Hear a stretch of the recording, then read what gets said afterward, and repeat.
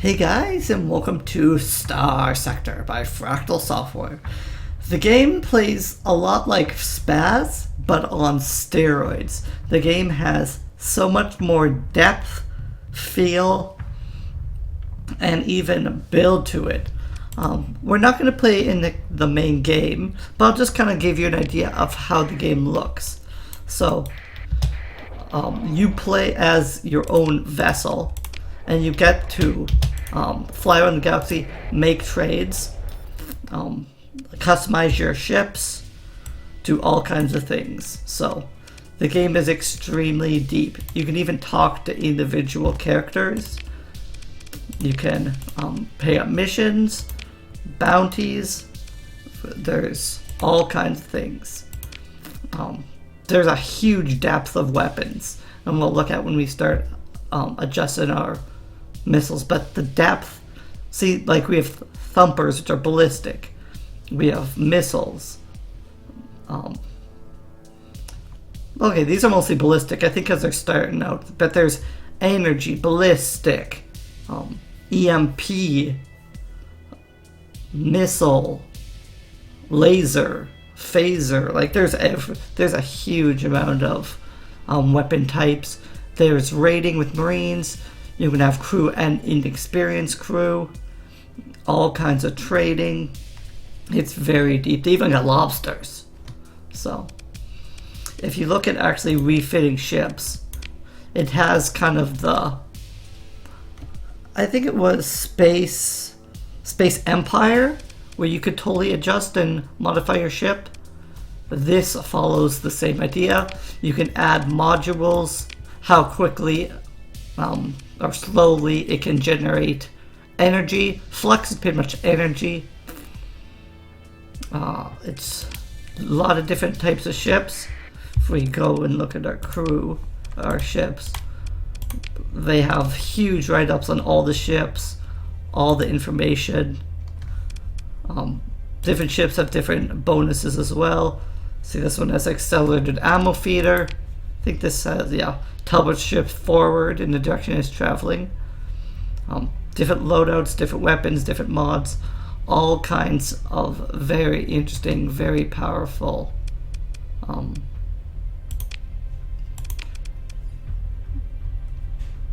things. So yeah, this one has a graviton beam, harpoons, tactical lasers. So you get a lot of different types, and you even have combat readiness, which is a factor of a lot of different things. So the game is very, very advanced. There's a lot to it. It'd be even hard to do a let's play or anything of it, because it's so deep and it takes so much time. If you've ever played any of the X series, this is X meets top down. It's really cool. But I thought instead of doing the whole campaign, we'd actually just do a combat tutorial, just to get you guys an idea of how the game works. Again, you can be a peaceful trader and build your trade empire through just monopoly.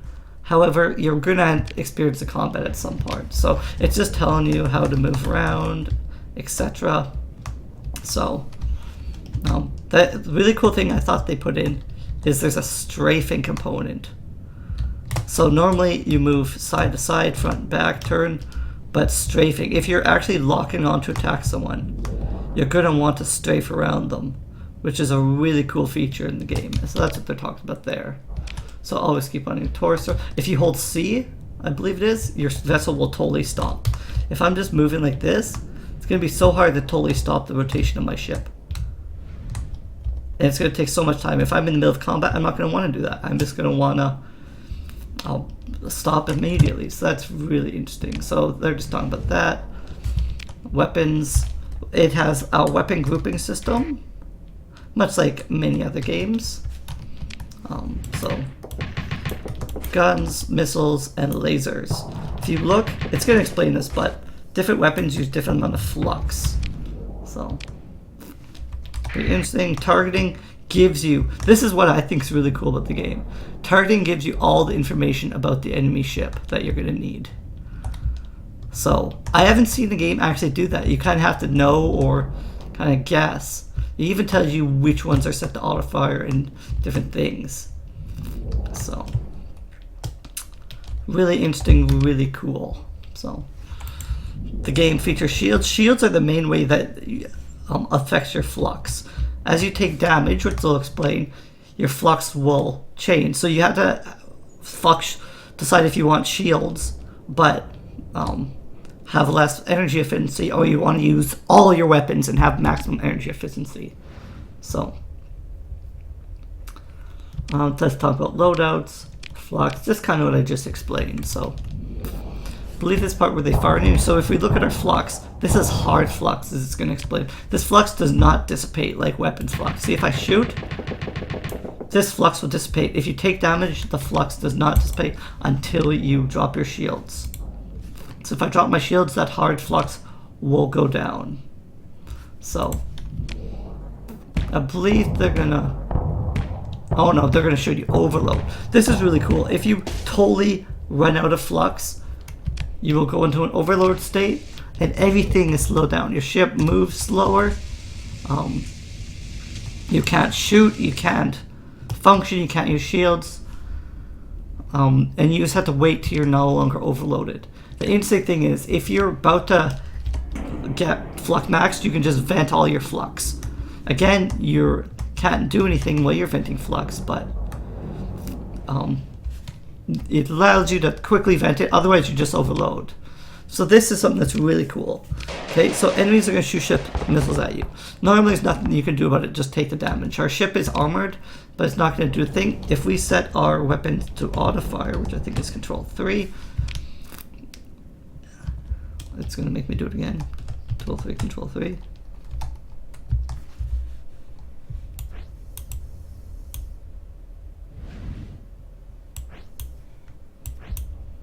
No? Okay, there we go.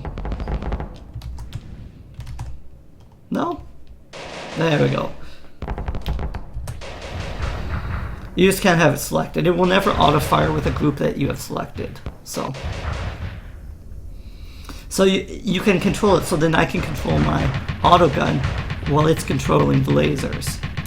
Again, the auto guns shoot from the front, just to give you an example. So now we're going to get into the special ability that I was kind of talking about. So if you press F, we get the accelerated fire. Look how much flux it uses though. Because, and now look at the flux. Much lower. So very interesting. That's the entire basics, but we'll get into more advanced combat because there's still a lot to the combat, which makes the game so cool and so fun. So get to some more advanced combat. So we're explaining some damage. So it has a build like SPAZ does. Kinetic, bonus to shields, less damage to armor. I believe this is, I'm not sure which damage type this is, but Sabbats will overload his armor. So once this is overloaded, I want to probably switch to my machine guns because this does increase damage to armor. So yeah, see, it's high explosive. It actually tells you at the bottom. So we want to finish it off. We use our special ability, and we just finish her off. So it's going to explode. It's just saying you don't want to be near a ship when it explodes, so she'll take additional damage. So now it's going to explain fragmentation, and fragmentation is just little flux, but only does a small amount of damage. So energy deals 100% of its listed damage to everything. EMP can disable. So if we try our EMP, which I believe is the third one, we can actually disable different weapon systems on his ship. So it's actually talking about the I need to get behind them. Oh, there we go. I flamed them out effectively anyway. But if wherever you shoot is where you flame out. So if you can keep getting in the engines, you can stop his engine, he'll just turn wildly. So, very, very useful. And again, you can send the autofile and you'll just keep shooting. So, very powerful. So, the other thing they're going to show up is beam weapons. Beam weapons deal soft flux. So, the same thing as we saw with the, the same thing that we saw with using normal weapons. So, may seem weaker, but they do not use flux. So, an extremely important thing they're going to explain is when you have 0 flux, you get a 50% boost to top speed. This is very important for slower ships and ships that rely on speed. So if you turn on your shields at all, you're going to lose that speed because you are generating flux, you're not at 0 flux. While your shield's off, you have that big boost. So it's very important for fleet maneuvers that require speed. It's another thing that makes this game really deep. So then, I don't feel the Fleet Command tutorial does a particularly good job of explaining, but we'll run through it anyway so you get an idea. So these are different objectives that give you different information about the battlefield. So when you enter the battlefield, you can choose which ships you want to deploy. Here we're deploying our smaller ship just as a kind of search party. And then you can give them tactics. So these are the basic ones. You can click on the ship and give it controls, or you can give controls. As it says here, will match the forces in the vicinity, pretty much guessing what forces it think will be there. So, cost command points. Pretty much every time you give an order in this screen, it costs command points, is the basic idea. So, it's saying you can adjust things as well manually. So, sorry. You have to, I think you have to use the commands. No, maybe not.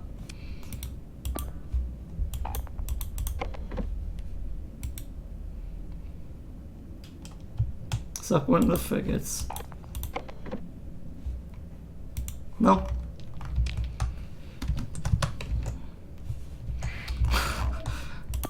Yeah, oh, okay, there you go. That's what I was doing, but I guess I wasn't zoomed out enough or something, so. Yeah, so space just lets you show this. So we only use 2 command points. This is useful. There's feed with F, and then I think you can cycle through video feeds if you keep pressing F. So just kind of watch the ships. So you might be wondering what that red thing is. This is a command drone. It pretty much is an additional weapon to this ship, which is pretty sweet. So they're going to be capturing that area. These are just going to continue forward and kind of search. I believe we can tell these guys to go capture that as well, and they'll go off and capture that objective as well. So now we have the area kind of secured, so we can deploy the rest of our fleet. It would hit all, but or just deploy. So enemies will arrive. So you generally with carriers want to set a rally point, as they're going to explain here. So what's the key for that? Okay, we're just going to do a move, and it automatically gives us our carrier rally point. We could do a fighter rendezvous point. Oop.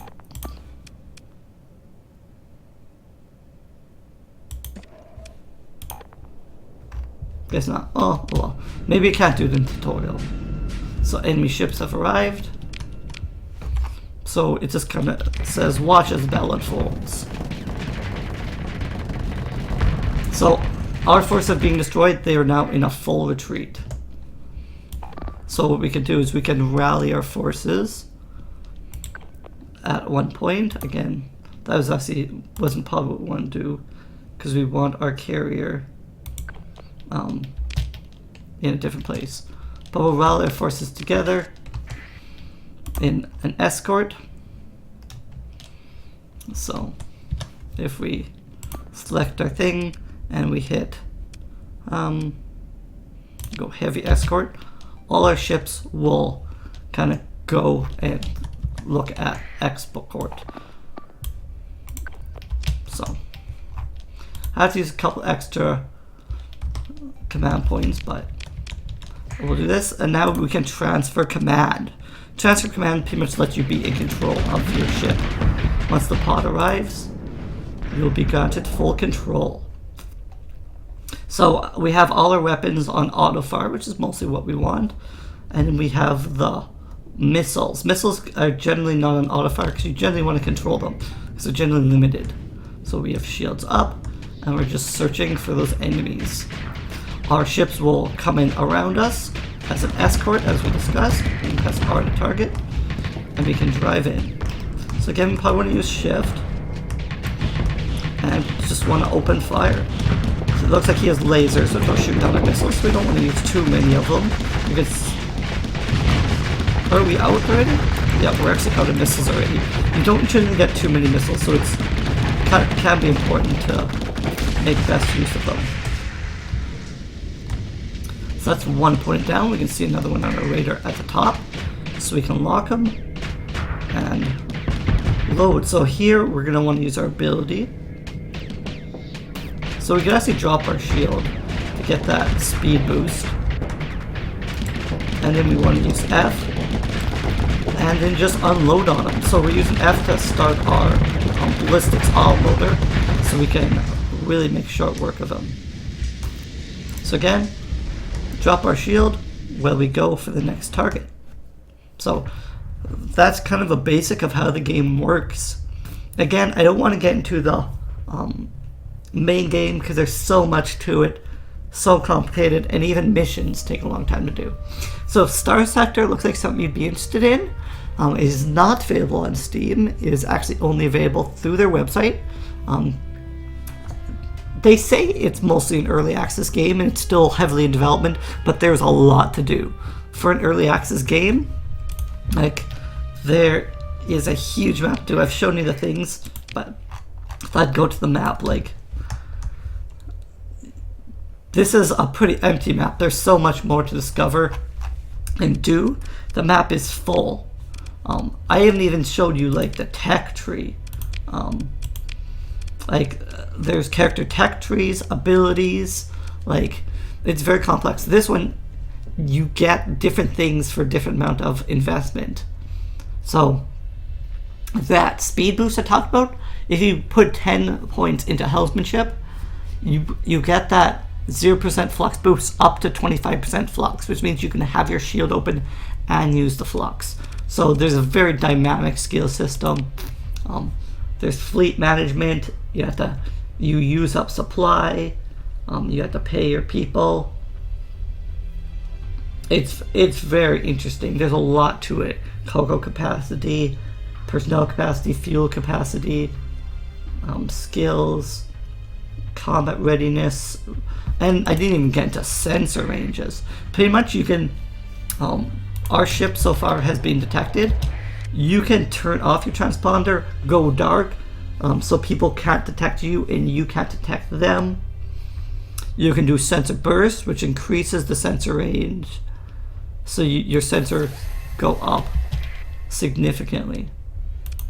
So if we do that, you can see how much wider our sensor ranges. I'll show you something neat. If we turn off our sensors, they'll detect us, and right away they'll give us warning and say, like, running with your transponder off is against the law. Hope to turn your transponder on, identify yourself, and submit to a cargo scan, because we could be carrying illegal materials. Sometimes they'll scan you when you just come into the sector, just to make sure you're not carrying illegal materials. One way to stop them from scanning you is just to go completely dark and go under the radar and arrive. So we can refuse to cut the comm link, or we can comply with their things and submit to a scan. We have hurt relationships with both these factions by going dark. So you issue our tactic and wait for the cargo scan. They pretty much tell us, like, don't do this again. And if you look, our relationship dropped with both this character as well as this faction. So characters and factions both have dynamic respect. You could have respect for with a commander, but not with a how to say it, just like with a organization. So it's very dynamic and very interesting. A lot of the stuff has consequences. So we could attack them. That would be a very stupid idea because they would crush us in seconds. Can we get information on this vessel? No, I guess not. Oh no, F1, yeah. So it has 2 small lasers, or 2 small missiles, 3 medium lasers, 3 missiles, 5 small energies, 2 lasers, 2 harpoons, 3 tactical lasers, 3 heavy autocannons, and a pulse cannon, as well as an integrated target system and maneuvering jets. And I'm not sure where it shows. I'm guessing it would have showed there if it was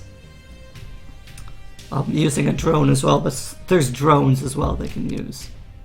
So, a destroyer, arbalist autocannons, not to be trifled with, and a lot of these smaller ships that can close really quickly. So like this is all we have is a lasher. They have 5 lashers, yeah, 5 lashers, 2 Centurions, and then an enforcer and an eagle. Not a fight we're going to want to get into. So it's a very interesting game. Really enjoy it. Really recommend it. So if you think Starsector would be something you'd be interested in, definitely check it out. So anyway guys, thanks for coming out, and we're back in this next one for more games. Thanks guys. Later.